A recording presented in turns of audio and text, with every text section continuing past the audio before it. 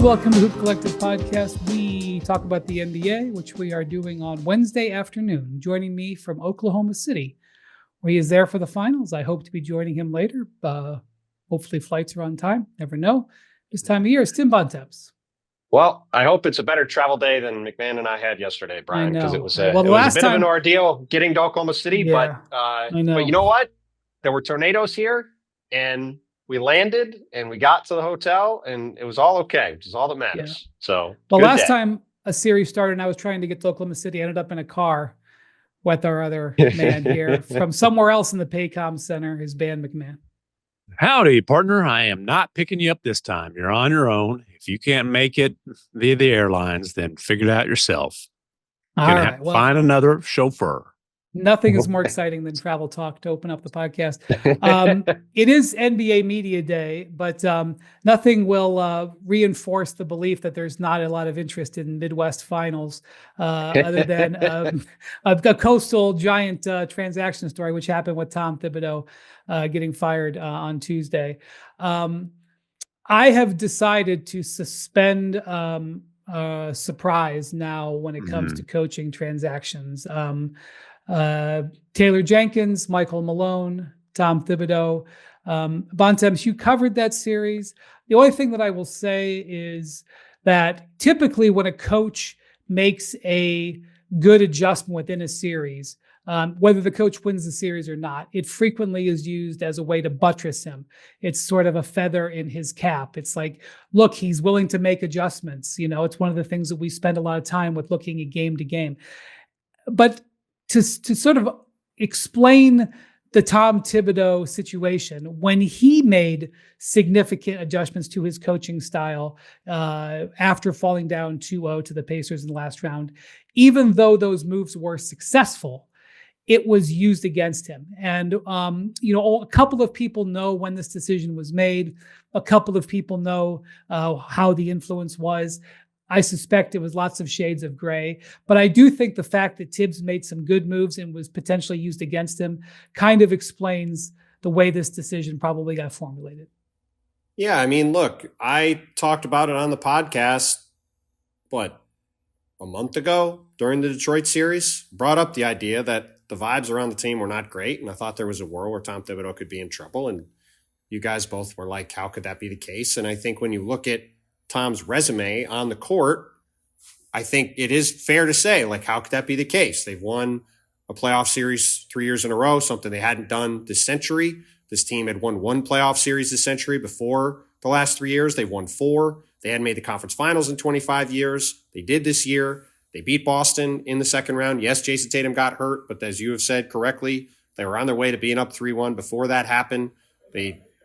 Tom did some really good adjustments in that series, switched up his defense from what he normally does. They made some adjustments in the Indiana series. The Pacers were a tough matchup for them and, obviously stole game one, and the rest is history from there.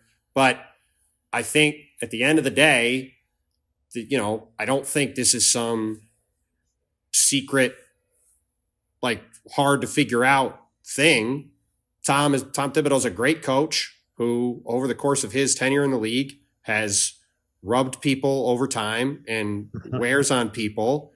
And I think in this case, he wore on people in New York, and they decided that they needed a different voice to try to get the team to the next level. And the irony is, I think there's a very real possibility that whoever they hire will not have as much success as Tom has had just because of the bar that he has set. And frankly, when the first line of the release that Leon Rose puts out is, our goal is to bring a championship to our fans, and you fire a coach who got you to the conference finals for the first time in 25 years, the only level of success is finals or winning the title. And anything short of that, even getting back to the conference finals, is going to be a disappointment. So it's a very high bar to clear with a very tricky roster to navigate, albeit with a lot of talent. And it's going to be very interesting to see how it goes. But I think you can both say Tom did a great job with the Knicks and that they decided they needed to go in a different direction from a holistic standpoint. And I can understand how the decision was made, even if I'm not sure it's going to work out for him in the long run. Well, and you nailed it. If you're firing Tibbs after the most successful 4-year run in the franchise's history in a quarter century or more, then it better work. You better find somebody who can take it to the next level. It better be like the Pistons when they fired Rick Carlisle after a conference finals run, and they brought in Larry Brown, and then obviously. Well, you can look closer than that. The Cavs fired J.B. Bickerstaff and hired Kenny Atkinson. And there's that one. There's second round. There's Mark Jackson and Steve Kerr. Dwayne Casey and Nick Nurse. There's examples of this that have worked. There's also examples of Mike Budenholzer to Adrian Griffin, didn't go great.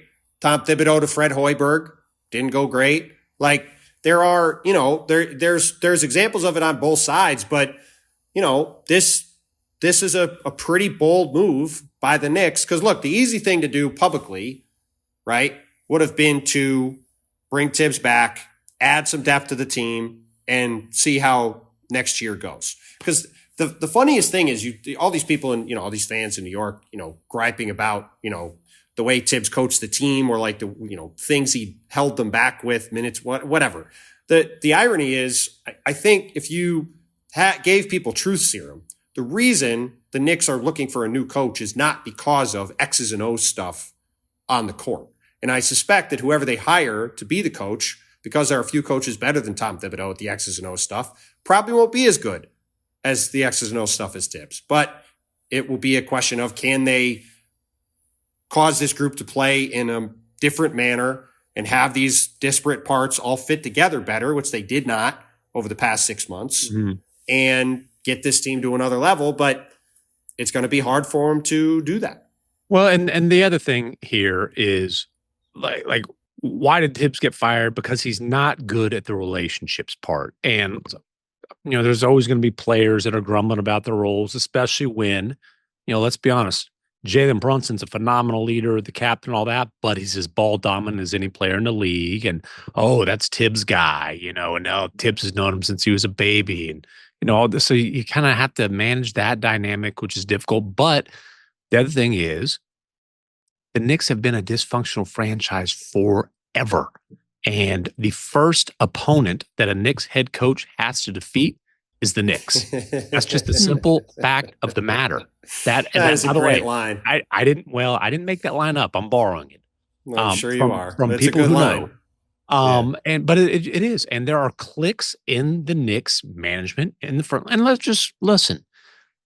Tibbs and World Wide Wes are both Leon Rose guys, but they are not each other guys. And that's been a thing for a while now. It's that's just the way it is. There have been people in that front office who have been wanting to run Tibbs out of there for a couple of years now, at least. And they finally did. And Wendy, when you bring up like, hey, the adjustments he made, specifically going deeper into the bench were used against him. Yeah, because then there's people, and not just a couple, like a lot of people who are saying, yeah, well, you didn't play the bench all year long. You've been wearing out the starters all year long. So Tibbs is not totally without fault, but damn, man, the guy just got done off a conference finals. And when the face of the franchise was asked about whether he believed in Tibbs, Jalen Brunson was incredulous that the question was even asked. So the final question of his press conference the other day, Steve Popper from Newsday asked him, do you think Tom is the right coach? And I don't remember exactly what Jalen said, but he essentially said, seriously, are you asking that question right now? Come on. Yes. And then he got up and walked out. And listen, so you've got to bring in a relationships guy. And listen, one of the names that's been thrown out there is a man who's under contract with another team, but definitely a guy who has relationships, not just with Jalen Brunson, but with a lot of people in that organization. And that's Jason Kidd. And what I will say about that is I would not dismiss that possibility. Mm-hmm. Yes, I think that one of the things that has emerged in the 24 hours since the transaction, for those of us in the information side of this business, is that the Knicks are not necessarily looking at the free agent candidates, that they are believing that they can appeal to a coach who may be under contract with another team. And all I will say about that is that if you're a Western Conference head coach and you're not head over heels in love with your situation for whatever reason, and the Knicks job is open, you may not slam the phone down if it rings. Well, You may here's say, the other "Oh, here's the other thing about the Knicks job. The Knicks job will pay you a lot of money because well, James it better Dolan. because they just fired a guy who had 50 wins under contract for 3 years and went to the conference finals. So you better make sure that you're protected." Well, but that's not my point. That's the opposite point. The point is, a year ago, Tom Thibodeau signed a contract extension that I believe has him under contract for the next 3 years at a hefty number. Yeah. It's for 8 figures a year. Just put it that way. So that number is being paid. And look, there's plenty of very fair criticisms of Jim Dolan in his time running the Knicks. The one thing you can never criticize him for is an unwillingness to spend, either on the roster or on ancillary stuff. They have always spent money on personnel, be it players or coaches, or front office people. So money will not be an object if they decide they want to get somebody. And look, the Knicks have a very good team. The East is wide open. Like we've talked about, the Pacers are an awfully good team. The Knicks, you could, again, some of the stuff with Tom, with the depth stuff, I think is silly. They had 7 guys that you really could rely on in playoff games all year. If you can get that to 9 this offseason with some additional moves this summer, use the tax MLE, get some guys on minimums who can help. There's no reason this team can't be right back in the position they were this year with a chance to be in the NBA Finals next year. So, yeah, if you're a coach, with the talent the Knicks have in the age range they have it in, it is a really good job. It's a super attractive job, and there'll be a lot of people interested in trying to get it, I'm sure. Ime Udoka is another one who's been mentioned. That one I cannot envision happening. One, I just can't envision the Rockets playing ball with it. But also, got to tell you, Houston's a pretty attractive situation right now as well. Yes. Well, I will also say, first off, Udoka is up for a contract extension, probably. Remember if I can take you back to that time and place, it seemed like he had gotten the Brooklyn Nets job, and I don't know if anyone's ever told that full story about how that was either done or coming apart or whatever. And he didn't get it, and so there was like this belief that maybe it would be difficult to hire him. And it was before Monty Williams got that crazy contract that basically reset the entire coaching market, at least the desired coaching market.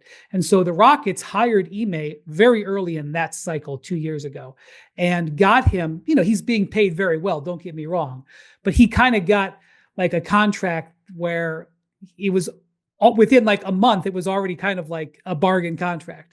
Yeah. I remember because I talked to the people at the Rockets about it who were like, we're really happy with the contract we got him, and we didn't foresee the contract. It wasn't like we signed him and go, we got him on a discount. They were like, we signed him and like, boy, it's really good that we hired this guy in April instead of June or late May. But Ime, after 2 years, has certainly shown he's done a great job. Serious candidate for Coach of the Year this year, and so it's not the end of the world. He's going to get taken care of. I feel pretty confident about that. Yeah, I think he's got a long road ahead as the Rockets head coach. And then we'll see about other situations. Yeah. Well, the thing about it is, if you try to hire another team's coach and he's under contract and the team wants to keep him, it doesn't always work. No. You can't always get what you want. I will say this, and people will say, well, Doc Rivers got traded to the Clippers.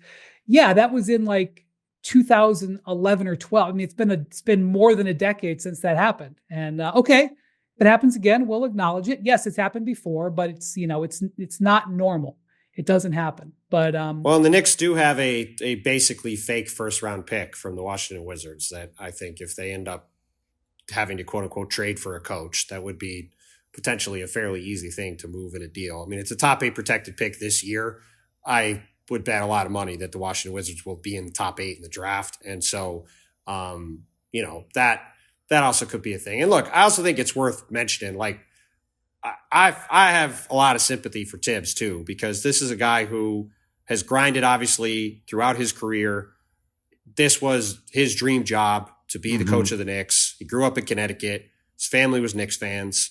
And the guy did a really good job. And as you said, MacMahon, like, it really can't be overstated the growth that the Knicks franchise has had over the past several years, from being an absolute mess to being a really good, strong, functioning organization that has made a lot of savvy moves, that has done, some really good work in terms of accruing talent and building a foundation and taking solid, repeated steps forward. Like, these are not things that the Knicks had done for a very, very, very long time. And Tom Thibodeau is at the center of a lot of that stuff. I also think that they did a really good job of aligning the players that they acquired to the way the coach wanted to coach. Yes. For years, until they made the Karl Anthony Towns trade. And listen, go on. Yeah, because like if Tibbs wanted hard workers, high effort, low drama, grinders, defense first. Okay, Brunson's not defense first, but certainly played the same type of style that Tibbs always wanted from his point guards. Yeah, which was high. Jalen Brunson is built off the Tom Thibodeau block platform. Right. Like Tibbs has been developing Brunson since he was a newborn. Exactly. Yes. Jalen is they're the same personality. They're showing up to work every day, chip on their shoulder, grinding it. Like it's not giving anything to the media. Both really good guys, by the way. And by the way, that is one thing I do want to say this. One thing that Tom sort of gets poked fun at for the way he presents, like, in the media, right? He never got enough credit for the fact that he never was going to cause a story. There was never going to be a drama story from Tom Thibodeau creating a back page. He's kind of the prototypical Jim Dolan coach, right? And because Leon Rose never speaks to the media, it never speaks to the media off the record either, by the way. By the way, it's time for a press conference. If you're going to make this move, get out front and explain. Well, there ain't going to be one. It's embarrassing. Yeah. It is embarrassing, and there's also not going to be one. But Tibbs would always have to be the voice of the organization on every matter, and he never had a misstep. And by the way, Tom Thibodeau, not that it matters, and not that it has anything to do with him getting fired. Tom Thibodeau, I'm here to tell you, is a great guy. He has a wonderful sense of humor. It is the irony. You have to have that hairdo. Well, it's the irony of the Tibbs experience. He would laugh at that. And it is the irony of the Tibbs experience that and I don't know him well at all. His dad went to Bonaventure. He's got some Bonaventure connections. So I know him a little bit because of that. And just being around him for years. But if you spend any time around him away from the cameras, he is a really funny guy. He's a good guy. And that's the shame of it to me, is that over the course of his career, as these relationships in these various places have broken down over time, that part of him has always never really come to the fore enough. Yeah. And it's been to his detriment. And that part to me, as somebody who likes him personally, is disappointing.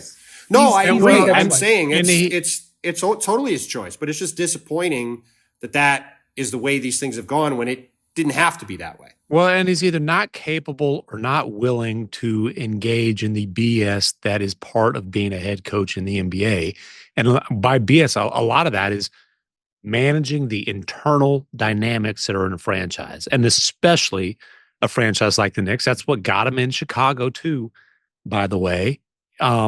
Wendy, though, Bontemps so rudely interrupted, as he's prone to do, when you were discussing the cat angle here. And I want to let you finish your thoughts on that. I would just say, I thought one of the things that the Knicks did a great job of with this build was just how well that there seemed to be alignment from the front office to the coach to the team.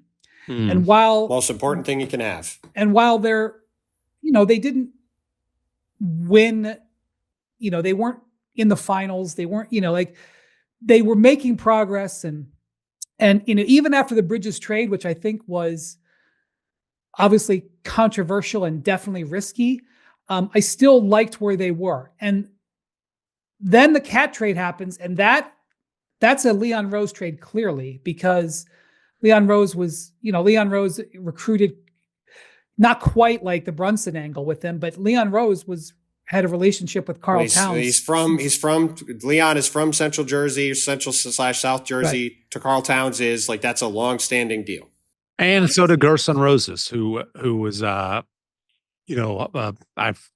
not sure his exact title with the Knicks, but one of the head honchos. He's in the Knicks front office. And was running the Wolves for a lot of Cat's tenure there. Yeah, well, Tibbs, and I don't think Tibbs and Cat had a bad relationship in Minnesota, but I don't think it was like, boy, that's like Jimmy Butler and Tibbs, or or Derrick Rose and Tibbs, or Taj Gibson and Tibbs. Yeah, during the playoff series I covered, it felt oil and water type of relationship. Well, when they Cat made that trade, the type of player.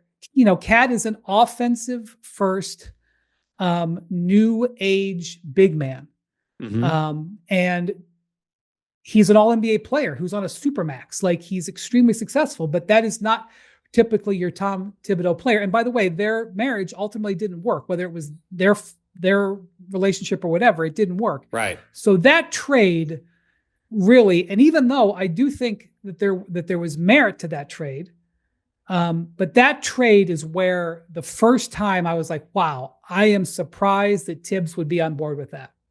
Well, and maybe if you look at the way the season has played out, right? Like, again, the Knicks, if you have Jalen Brunson and Karl Towns as your point guard and center, it's going to be hard to construct a good defense. Like, finding another coach who's going to do a better job than Tom Thibodeau of doing that, like, I'm not sure that's going to be the case, right? Like, this is a pretty high stakes move to make if you're the Knicks, to make this decision. And on some levels I do respect it, because it's not the easy thing to do. But MacMahon hit the nail on the head earlier when he said, if you're going to make this decision and you're going to fire a guy after this run that he's had, you better get it right, and you better get somebody that takes this group to the next level. Because if you don't, especially given how up in arms everybody is in New York already that they didn't win this series, and expectations are already through the roof for where this team is going, it's not like that's going to get better or easier if the Knicks are out in the second round next year and it looks more of the same for the next 12 months. Well, and you know what?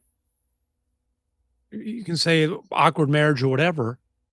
Cat had arguably his best season this year. They're deservingly an all-NBA player this year. Yeah, the second run of that partnership, you can't tell me it was a failure. What are you talking about? Cat averaged 24 and 13 this year, was an all-NBA player, and the Knicks went to the conference finals. They got beat in the conference finals. Their defensive issues reared their ugly head. Okay, they had a hell of a season. Yeah, and one of the reasons they lost was because they had difficulty managing the Cat Brunson defensive challenge.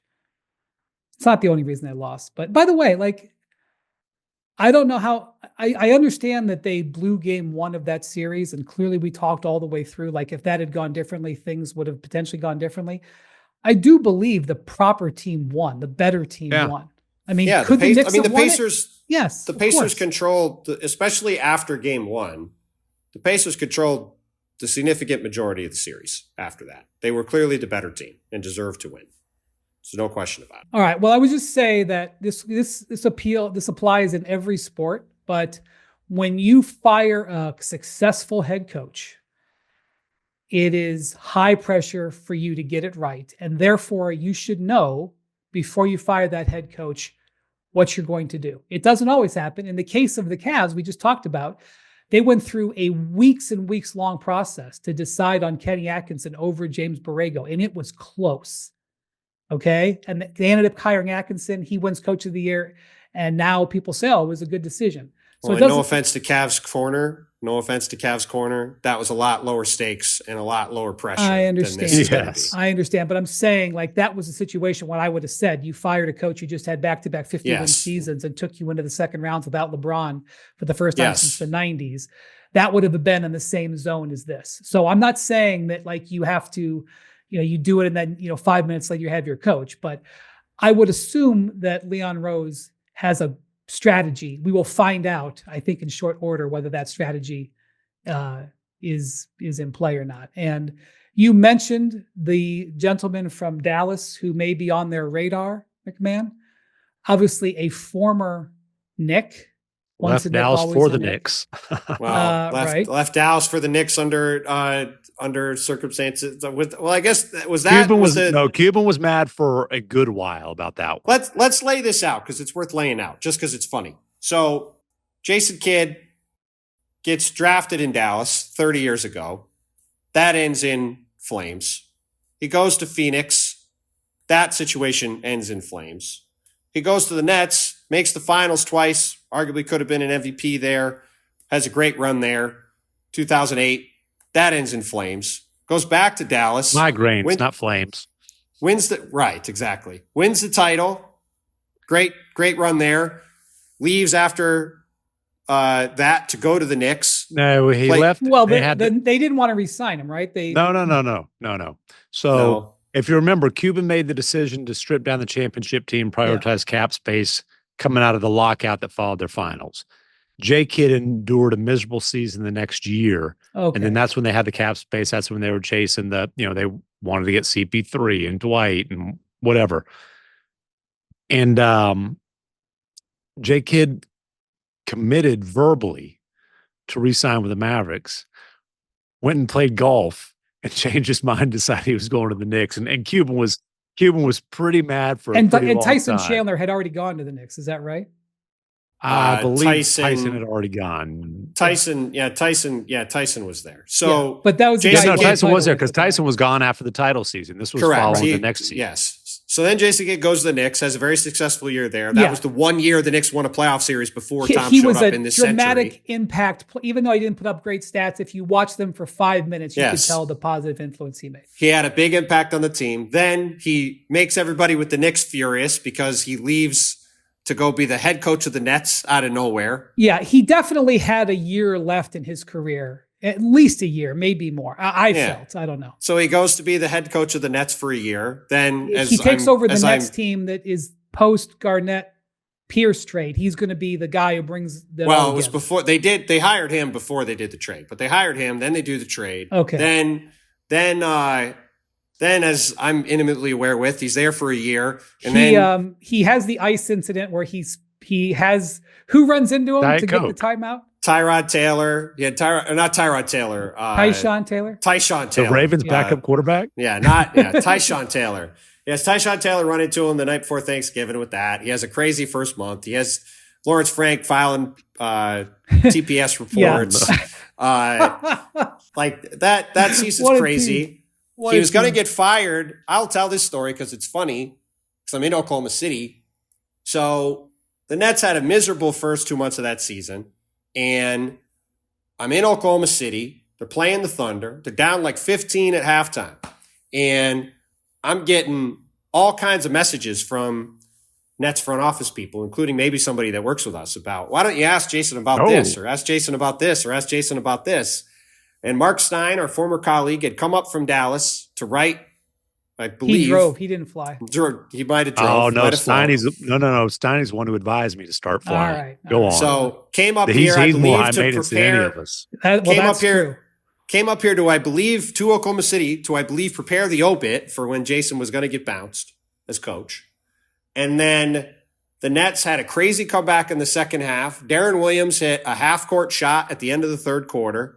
By then, Brook Lopez had broke his foot. It was out for the year two. See, the first 2 months of that season was season from hell.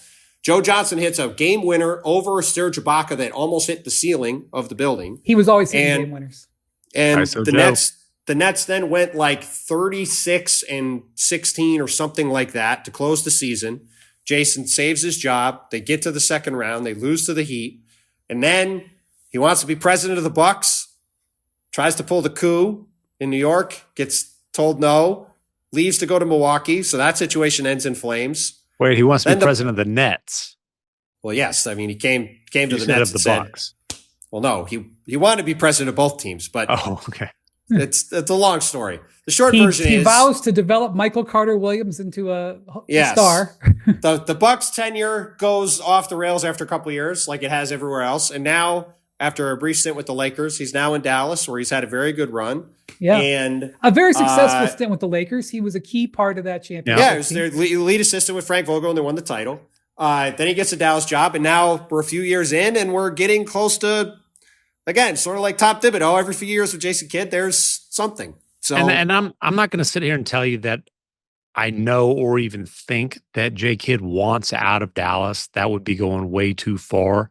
What I can comfortably say is there certainly have been decisions, major franchise decisions that have been made that he was not on board with, one of which includes the firing of Casey Smith, who J. Kidd has been extremely tight with since his second tenure as a player in Dallas, who is now running the health and performance group for the New York Knicks.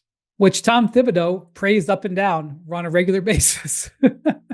Which would they won the National Basketball Association. What is it? The Trainers Association. Best trainer of the year. Yeah. I would just say that I don't know. I don't want to get too far into this Jason Kidd thing because I don't have information. I'm a little bit in the dark on this. I was only going through that because Jason's tenure has got a lot of interesting exits. I understand, but they are about to draft potentially a generational player. Oh yeah, and listen, he loves Kyrie, he loves AD.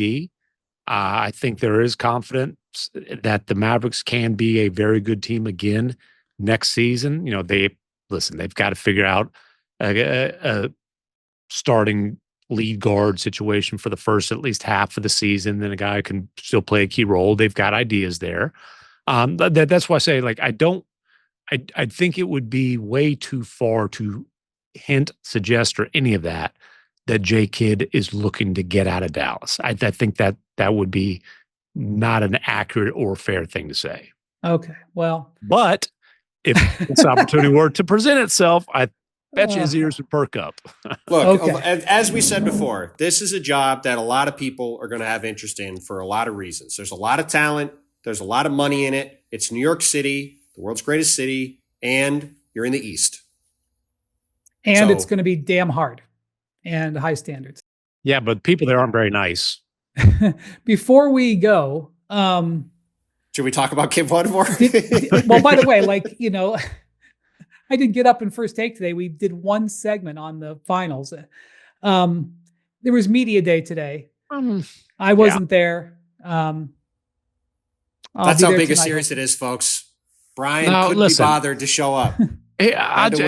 Listen, I'll say this. Media day is a circus. It's not like we learned a whole bunch of new stuff today.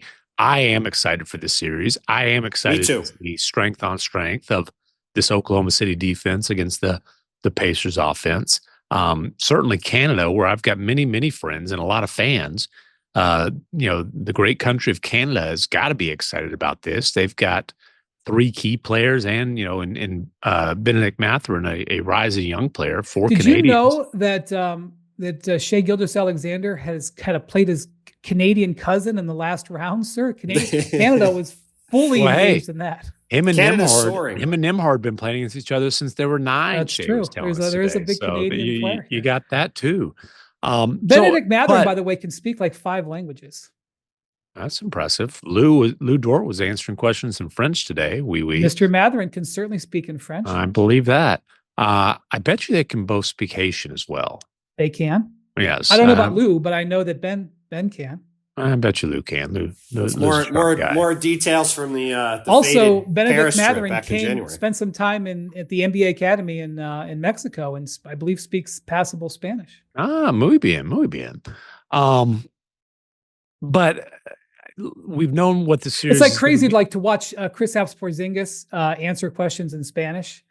Yeah. It's like one time I was in Switzerland and I took my son miniature golfing and I watched the 17-year-old girl who worked the till do transactions in Italian, German, and English back to back. And I felt like such a fool. Dude, in Europe, they all speak multiple languages. I know. Luca's the same way. Many of them do too. Luca can bounce between Slovenian, Serbian, Spanish, English, and I'm sitting here I know 27 words of Spanish, and I think I'm pretty damn impressive. Great regrets. Well, I was going to say I can list some for you that should be much higher. Anyways, but like we've talked about this series how many times so far? I'm looking forward to game one. I'm looking forward to seeing how they match up. I don't know, like, what else do you want us to talk about with this series at this point? We've Let me known ask it's you going to this. happen for days now. We're not allowed to bet, nor would I. Tomorrow's spread is almost 10 points, I think, as of right now. 9.5. And OKC is minus 700 to win the series. That's okay. So here's the thing. That's appropriate. On one hand, you guys know how I feel about the Pacers, right? I love them. But I agree. Well, of course I agree it's appropriate. I mean, and I also think, the thing about the Pacers also is that they're really, really good in game ones. Going back, this team with game ones, like that's where they jump on you.